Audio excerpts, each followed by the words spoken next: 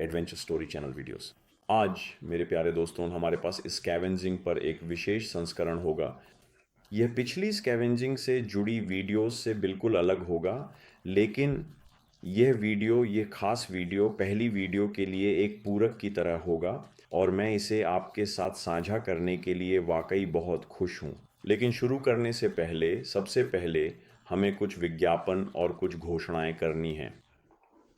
सबसे पहले, जैसा कि आप जानते हैं, मैंने अपनी खुद की कंपनी स्थापित की है और मैं अपनी कंपनी का जिक्र क्यों कर रहा हूँ, इसका कारण यह है कि आपने चैनल पर मेरा काम देखा है, लेकिन आपने वह काम नहीं देखा है जो मैं पर्दे के पीछे कर सकता हूँ। मान लीजिए इंजीनियरिंग और खुद चैनल के अलावा जो कंपनियों के अनुकूलन से जुड़ा हुआ है। मैं थोड़ा गहराई से बताऊंगा कि हम क्या कर रहे हैं और कंपनी का उद्देश्य क्या है।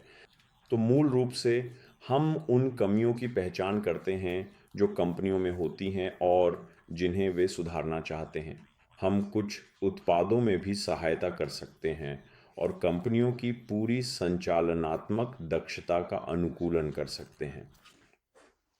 तो हम नवोन्मेषी कंपनियों की तलाश कर रहे हैं, ऐसी कंपनियां जो कुछ समस्याओं को सुधारने और हल करने के लिए तैयार हैं।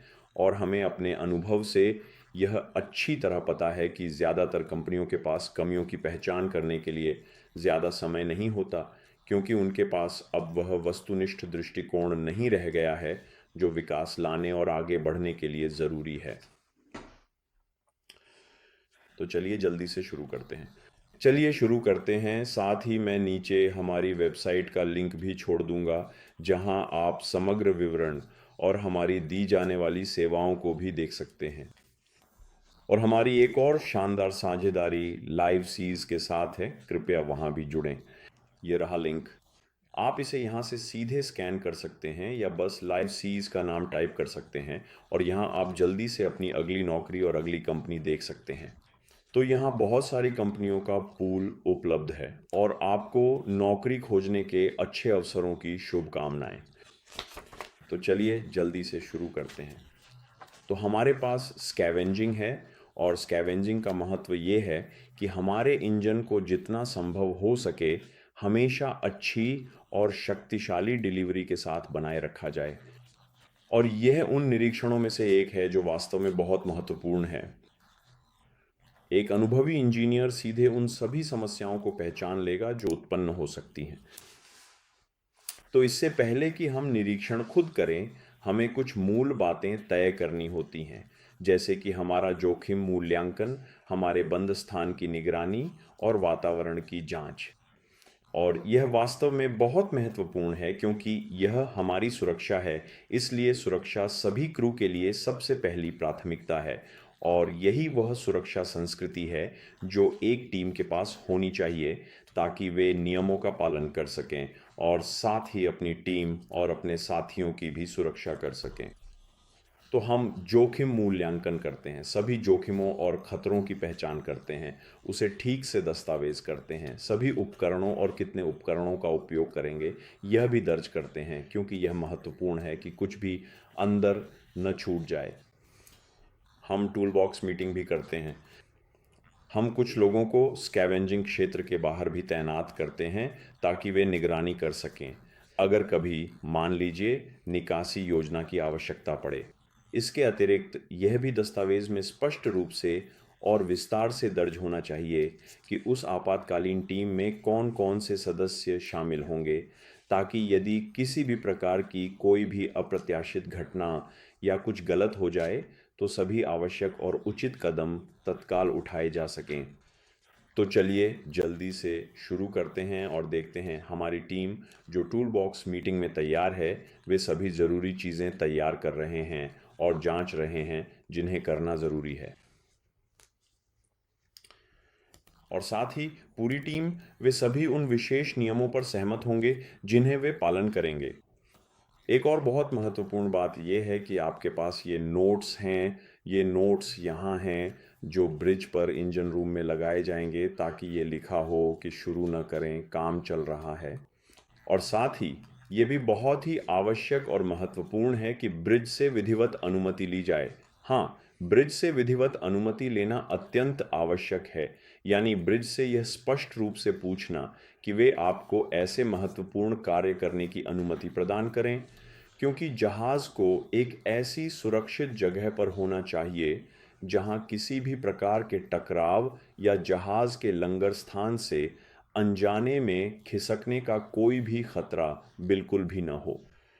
तो सबसे महत्वपूर्ण बात यह है कि डेक विभाग के लिए भी और इंजन विभाग के लिए भी वे आपस में चर्चा करेंगे कि यह कार्य कहाँ किया जाएगा और इसके लिए सबसे उपयुक्त स्थान कौन सा है, हमेशा मौसम, समुद्री स्थिति और अन्य सभी परिस्थितियों जैसे ट्रैफिक की स्थिति को ध्यान में रखते हुए। इन सभी बातों की पहले से पहचान और चर्चा मास्टर के साथ मिलकर करनी चाहिए, इससे पहले कि इन बड़े कार्यों में से कोई भी शुरू किया जाए। तो चलिए आगे बढ़ते हैं। तो हम इंजन को ब्लॉक करेंगे और इंजन को ब्लॉक करने का महत्व ये है कि इसमें शामिल सभी कर्मचारियों की सुरक्षा सुनिश्चित की जा सके। तो हम स्टार्टिंग एयर वॉल्व को बंद कर देते हैं, हम वॉल्व्स को ड्रेन करते हैं, हम स्टार्टिंग लाइन वॉल्व्स को ड्रेन करते हैं ताकि वहाँ कोई दबाव न रहे, और अगर कोई गलती से बटन दबा भी दे या कुछ हो जाए तो इंजन को घुमाने के लिए उसमें कोई शक्ति न हो। तो हम मुख्य स्टार्टिंग वॉल्व को बंद कर देते हैं, हम टर्निंग गियर को एंगेज करते हैं, और टर्निंग गियर को एंगेज करने का कारण निम्नलिखित है।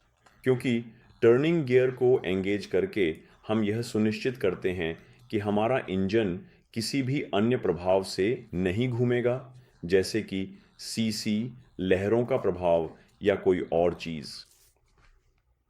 और यही कारण है कि हम इसे सुरक्षित करते हैं और फिर हम इंजन को घुमाने के लिए रिमोट कंट्रोल का उपयोग करेंगे और देखेंगे, हाँ, सभी सिलेंडर और सभी पिस्टन को स्कैवेंजिंग निरीक्षण के माध्यम से।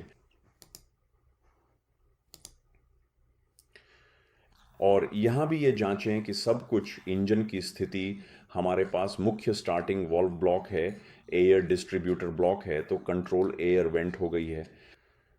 फिर से हम ये सुनिश्चित करते हैं, हम जांचते हैं कि सब कुछ परिभाषित है। हम यहाँ भी यह संकेत लगाते हैं कि लोग कार्य कर रहे हैं ताकि कोई भी यहाँ से इंजन न घुमाए।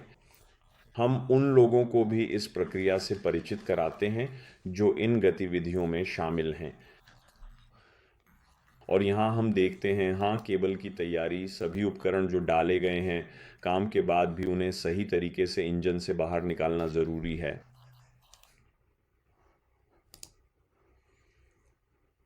और बेहतर है कि एक दस्तावेज़ रखा जाए जिसमें आप ठीक ठीक लिखें कि हमने वहाँ अंदर क्या क्या डाला है। तो अपनी जेबें खाली करें, हाँ, खाली करें, पत्थर वगैरह सब कुछ देखें, क्योंकि आप नहीं चाहेंगे कि कुछ भी इंजन के अंदर रह जाए। ये नुकसान पहुंचा सकता है, ये ड्रेनों को जाम कर सकता है, ये मान लीजिए इंजन के आंतरिक हिस्सों में समस्या पैदा कर सकता है जब इंजन चल रहा हो, क्योंकि जैसा कि आप जानते हैं वहाँ बहुत सारे पुर्जे ऊपर नीचे चलते हैं, टर्बोचार्जर वगैरह। और सब कुछ, हाँ, सही तरीके से और उचित ढंग से लाइन में और अच्छी स्थिति में रखना चाहिए ताकि सभी आवश्यक उपकरण आसानी से उपलब्ध हों, और जो अधिकारी मान लीजिए वास्तव में उसके साथ काम करेंगे उनके पास सही और उपयुक्त उपकरण होने चाहिए। ऐसे उपकरण जो पूरी तरह से काम कर रहे हों, जो विधिवत जांचें परखें और बहुत अच्छी हालत में हों, ताकि कार्य जल्दी से संपन्न हो सके और उसमें लगने वाला समय काफ़ी कम लगे। और हाँ, कुछ लेबल भी लगाए जा सकते हैं ताकि अगर हमारे पास मान लीजिए उस टैंक के अंदर किसी व्यक्ति का नाम है, या हम कह सकते हैं टैंक, हाँ, स्कैवेंजिंग एयर स्पेस, तो सब कुछ तैयार है। फिलर गेज, सभी उपकरण, एल्कोमीटर, और फिर हम देख सकते हैं, हम स्कैवेंजिंग स्पेस खोल सकते हैं। हमें इसे ठीक से वेंटिलेट करना होगा। हम वहाँ लाइट्स और बाकी सारी चीज़ें ले जाते हैं, और जो पहली छवि हम देखते हैं वह मूल रूप से पहली छाप होती है, और हम सीधे विजुअल इंस्पेक्शन कर सकते हैं और अपनी स्कैवेंजिंग की पहली, हाँ, ऑब्जर्वेशन को समझ सकते हैं। यहाँ हम एक बहुत ही साफ और सुव्यवस्थित स्कैवेंजिंग देख सकते हैं, जिसे हम निश्चित रूप से कह सकते हैं कि ये वास्तव में बहुत ही अच्छी स्थिति में है, जैसा कि हमने पहले ही देखा है। और एक और बात भी है, हमने अपने मान लीजिए टूल्स और सारी लाइटिंग को भी सेटअप किया है, जिसे पहले से तैयार और चेक कर लिया गया है कि सब कुछ सही से काम कर रहा है। हम इन्हें इस तरह से रखते हैं कि अंदर कोई रुकावट न बने, ताकि आप गिरें नहीं और ये अंदर स्कैवेंजिंग में कोई खतरनाक फिसलन या ठोकर जैसी स्थिति न बनाए। और साथ ही एक बहुत ही अच्छी प्रैक्टिस है कि यहाँ एंट्री टैग लगाया जाए, जो सभी शामिल लोगों की पहचान, दिन की अवधि और साथ ही बंद स्थान की सूची के साथ उन सभी मापों को दर्शाता है जो एक निश्चित समय के दौरान किए गए हैं। सबसे महत्वपूर्ण बात है, सबसे महत्वपूर्ण बात, आइए यहाँ देखें। ठीक है, आइए इसे यहाँ देखें। ठीक है, सबसे महत्वपूर्ण बात जो मैंने जहाज़ों पर एक इंजीनियर के रूप में देखी है, वह है इन मोटी, कहें तो जमी हुई परतों की सफाई करना। और ये मोटी परतें ज़्यादातर तब बनती हैं जब हमारे पास लंबे समय तक कम लोड की स्थिति होती है, बहुत अधिक मैन्यूरिंग की स्थिति होती है या लंबे समय तक मैन्यूरिंग की जाती है। वहाँ आपको ईंधन के अधजले हिस्से स्कैवेंजिंग साइड पर और पिस्टन के ठीक नीचे भी मिल सकते हैं, जो कि एक महत्वपूर्ण अवलोकन है। एक और बात, जब हम खोलते हैं, ठीक है, यहाँ हम एक अच्छा उदाहरण देख सकते हैं, लेकिन हम सीधे यहाँ भी जांच सकते हैं। इसे हम बहुत अच्छी स्थिति कह सकते हैं। यह एक मध्यम स्तर की जमा है। हाँ, मध्यम जमा है, जहाँ हम कह सकते हैं कि यहाँ हमें और अधिक शक्ति और ध्यान देने की आवश्यकता है, सफाई के दृष्टिकोण से भी और निरीक्षण के नज़रिए से भी। यहाँ सबसे पहले हम जांचते हैं कि कहीं कोई रिसाव तो नहीं है, कोई तेल के निशान तो नहीं है, मुख्य प्रणाली के तेल के कोई संकेत तो नहीं है। तो यह एक अच्छा सीधा संकेत है किसी भी रिसाव का, स्कर्ट से ही। और अब हम एक बहुत ही अच्छा उदाहरण देख सकते हैं। यह इनलेट पोर्ट्स का एक स्पष्ट उदाहरण है, जहां से हवा प्रवेश करती है, साफ पोर्ट्स, एक पिस्टन क्राउन जिसमें कोई दरार नहीं है, कोई अत्यधिक जमा नहीं है, कोई कैल्शियम जमा नहीं है। अब हम पिस्टन को ऊपर की ओर ले जाते हैं ताकि बाकी हिस्सों, रिंग्स और पिस्टन स्कर्ट की जांच कर सकें। जैसे ही हम ऊपर की ओर बढ़ते हैं, हमें कुछ हल्के जमा दिखाई देते हैं, लेकिन यह चिंता की बात नहीं है क्योंकि हल्के जमा होना सामान्य है।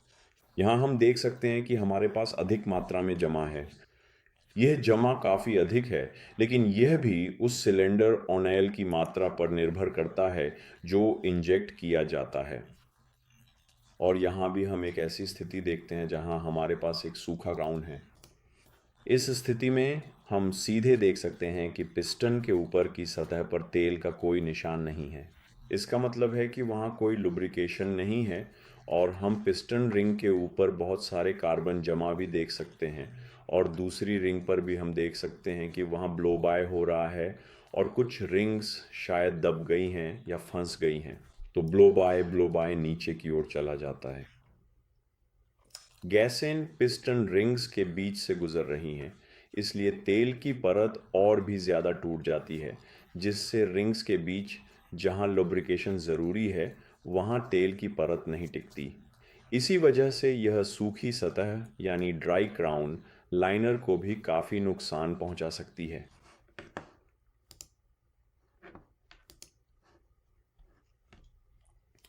यहाँ भी अत्यधिक जमाव होते हैं, और इन्हें खोजने के लिए हम थोड़ा कम कर सकते हैं और फिर देख सकते हैं कि इंजन कैसे सुचारू रूप से चलता है।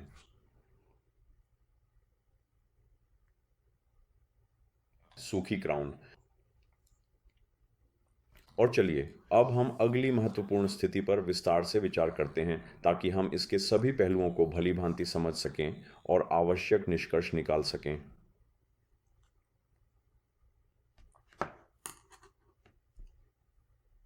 यहाँ हम ऊपर की ओर एक साफ पिस्टन देख सकते हैं। ये एक बहुत अच्छी छवि है। हमारे पास कोई भी रिजर्व नहीं है, ना तो ईंधन का, ना तेल का, ना पानी का। इसलिए सतह खुद ही चिकनी है और ये दिखाता है कि पिस्टन क्राउन में कोई जलना नहीं हुआ है। ये वाकई में एक अच्छी छवि है और यही हम देखना चाहेंगे। हम अलग अलग स्थितियां भी देखेंगे जहां इस तरह के कुछ अंतर होंगे। ये एक फ्यूल ओनेल है, हम इसे निर्धारित कर सकते हैं। अगर ये तेल है, मान लीजिए अगर ये तेल है तो शायद ये एग्जॉस्ट वाल्व से आया तेल है। सबसे अधिक संभावना है, हाँ, एग्जॉस्ट वाल्व की सीलिंग रिंग्स से। अगर ये पानी है तो वह सिलेंडर लाइनर से आएगा। आप इसे स्पष्ट रूप से देख पाएंगे, आप इसे नज़रअंदाज नहीं कर सकते। मान लीजिए पहचानने के लिए यह साफ साफ दिखाई देगा।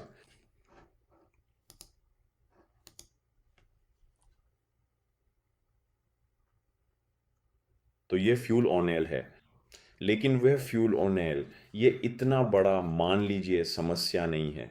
इतनी छोटी लीकेज होना कोई बहुत बड़ी समस्या नहीं है, लेकिन ये एक संकेत है कि आपको अपने फ्यूल वाल्व्स की जांच करनी चाहिए। यहाँ एक और अच्छा उदाहरण है और मैंने इसे कई बार लागू भी किया है जब मैं स्कैवेंजिंग इंजनों का निरीक्षण कर रहा था। वह है नीचे से ऊपर की ओर फोटो लेना, जिससे आप बहुत सारी डिटेल्स देख सकते हैं। आप खुद लाइनर की समग्र स्थिति देख सकते हैं। आप देख सकते हैं कि स्क्विरल कहाँ से सिलेंडर लाइनर में तेल इंजेक्ट किया जाता है। आप एग्जॉस्ट वाल्व की स्थिति देख सकते हैं। आप अन्य घटकों को भी देख सकते हैं, जैसे फ्यूल वाल्व्स और साथ ही स्टार्टिंग एयर वाल्व और खुद सिलेंडर हेड। तो ये पिस्टन की समग्र स्थिति की एक बहुत अच्छी प्रतिनिधि छवि है और फिर आप इसे संख्याओं के माध्यम से दस्तावेज कर सकते हैं और इसे एक आर्काइव के रूप में रख सकते हैं, ताकि आप ये मॉनिटर कर सकें कि आपका इंजन समय के साथ और उन परिचालन परिस्थितियों के अनुसार कैसे बदलता है जिनमें आप अपने इंजन को सेट करते हैं।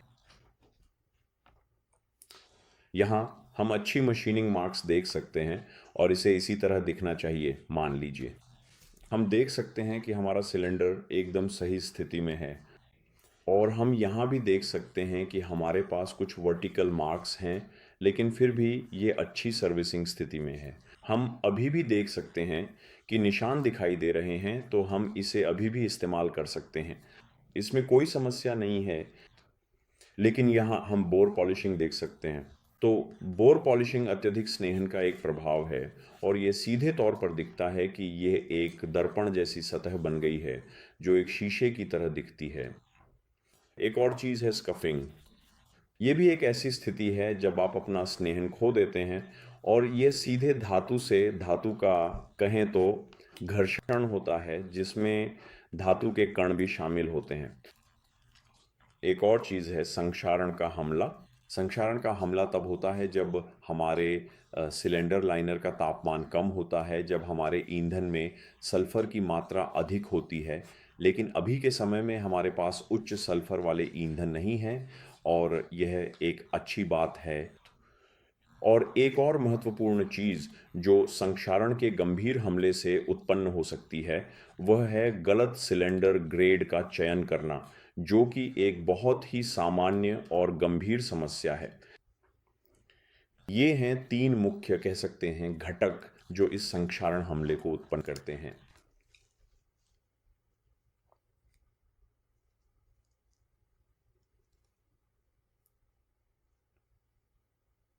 आइए देखें एक और स्थिति जिसे क्लोवर लीफिंग कहते हैं। क्लोवर लीफिंग भी एक ऐसी स्थिति है जब हमारे पास धातुओं के बीच घर्षण होता है और क्लोवर लीफिंग तेल के प्रवेश बिंदु से थोड़ी दूर दिखाई देती है। तो यह सिलेंडर लाइनर के एक विशेष और महत्वपूर्ण हिस्से में स्नेहन की गंभीर कमी का सीधा परिणाम है, जिसके कारण यह समस्या उत्पन्न होती है। इसका मतलब है कि वहाँ तेल नहीं जा रहा है और आप देख सकते हैं कि यह सिलेंडर लाइनर की एक लहरदार संरचना बना देता है। तो यह भी घर्षण में वृद्धि है उस विशेष क्षेत्र में तेल की परत के नुकसान के कारण।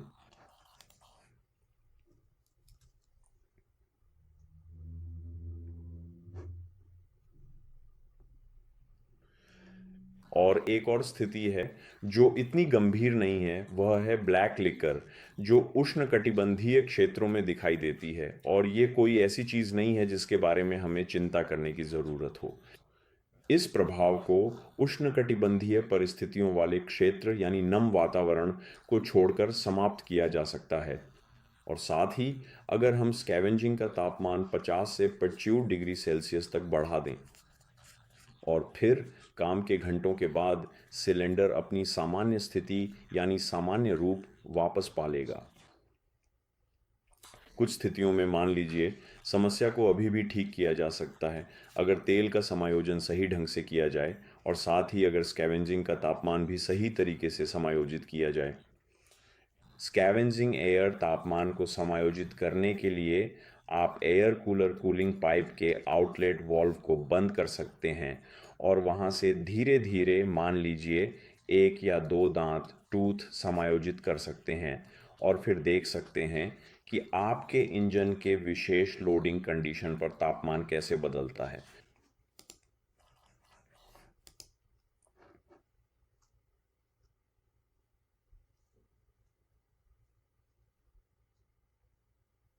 और चलिए अगला देखते हैं। आइए अगला अगला देखते हैं। ठीक है, काला तरल ब्लैक लिकर। तो अब हम सिलेंडर और पिस्टन रिंग्स की विस्तृत जांच की ओर आगे बढ़ रहे हैं, जो कि बहुत महत्वपूर्ण है, लेकिन वह आदर्श स्थिति है। हमारे पास कहने के लिए कुछ नहीं है और ये वही इंजन हैं, हाँ, जिन पर हमने काम किया है। इसीलिए इंजन के लिए विशिष्ट परिस्थितियों को बनाए रखना, तापमान, ईंधन का तापमान, वास्तव में बहुत महत्वपूर्ण है। ये सभी चीज़ें इंजन की समग्र स्थिति में बहुत बड़ी भूमिका निभाती हैं ताकि इंजन को लंबे समय तक चलाया जा सके और इंजन के उपयोग की अवधि को बहुत बहुत अधिक बढ़ाया जा सके। यहाँ रिंग पैक भी एकदम सही दिख रहा है और यही प्रकार की जांच हम कर रहे हैं। हम उंगलियों से सतहों की जांच करते हैं। सतहें चिकनी हैं, कोई तेज किनारे नहीं हैं, रिंग्स के बीच की जगह लाइन स्पेस भी अच्छी स्थिति में है। तो यह उन निरीक्षणों में से एक है जिसे आप उंगली से कर सकते हैं और उन सभी महत्वपूर्ण बिंदुओं की जांच कर सकते हैं। काला तेल यह दिखाता है कि आपके पास अत्यधिक तेल है और यह भी हो सकता है कि सिस्टम ऑयल भी आपके सिलेंडर में लीक हो रहा हो। तो आपके पास स्कैवेंजिंग एयर स्पेस के माध्यम से भी अत्यधिक तेल है और यह भी कारणों में से एक है।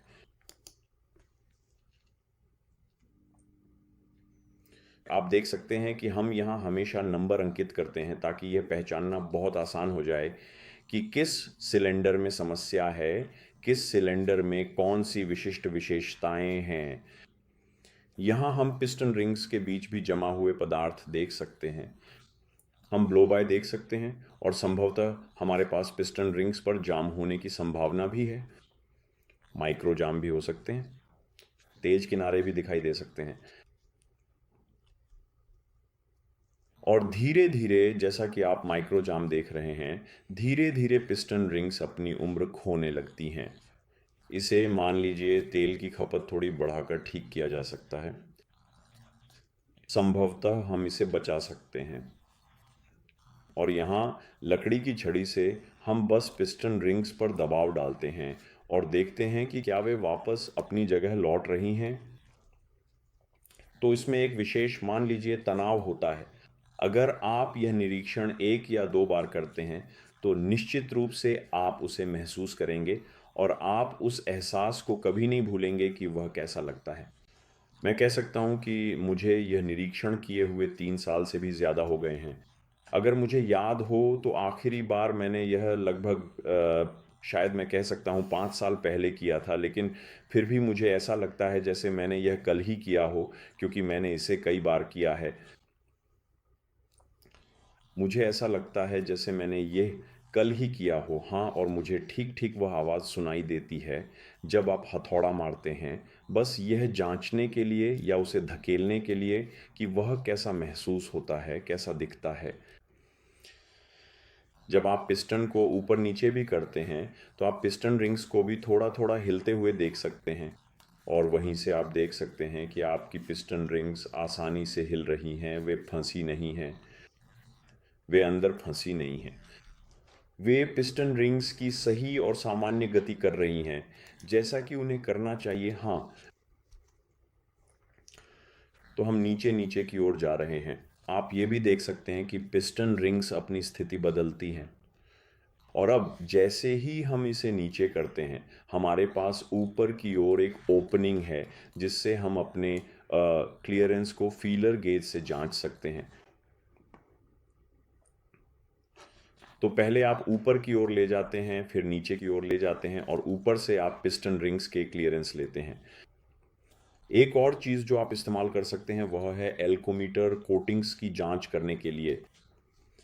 यहाँ मिश्र धातु की कोटिंग्स, मिश्रित कांस्य की कोटिंग्स और सीमेंट कोटिंग्स भी होती हैं। तो सीमेंट कोटिंग्स ज़्यादातर समय पहली और चौथी पिस्टन रिंग पर लगाई जाती हैं, ताकि सीलिंग लंबे समय तक बनी रहे और साथ ही वे दबाव और अन्य सभी तनाव को भी बहुत लंबे समय तक सहन कर सकें। हमारे पिस्टन रिंग्स के लिए 3 अलग अलग निर्माता हैं, मैन, डैरो और रिंकेन।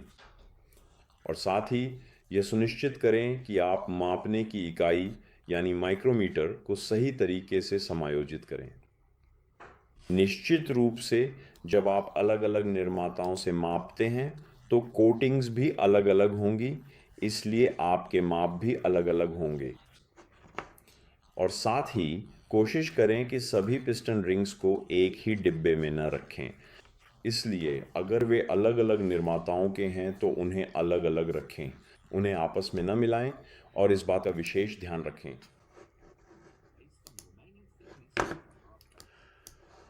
तो चलिए अब हम थोड़ा और आगे बढ़ते हैं और कुछ नई बातों पर ध्यान देते हैं।